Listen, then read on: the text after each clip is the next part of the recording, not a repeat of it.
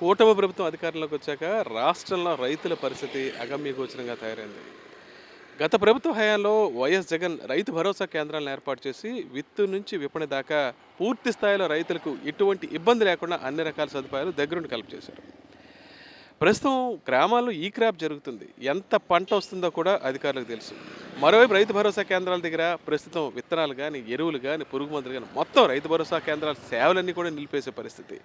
మరోవైపు యూరియా ఎరువులు దొరక్క రైతులు చాలా ఇబ్బందులు పడుతున్నారు. బహిరంగ ప్రాంతాలు బయట షాపుల్లో కొనుక్కోవాల్సి వస్తుంది. దాంతో ఒక్కొక్క బస్తాకు 30 రూపాయలు అదనంగా తీసుకుంటున్నారనే ఆందోళన కూడా రైతుల దగ్గర వ్యక్తమవుతుంది.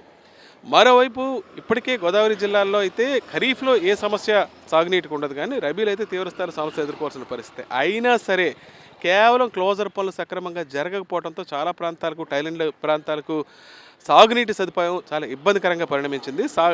సుదూర ప్రాంతాలకు ఈ వాటర్ కూడా వెళ్ళే పరిస్థితి లేదు. దాంతో చాలా ప్రాంతాల్లో భూములు ఎండిపోయే పరిస్థితి కూడా ఏర్పడింది.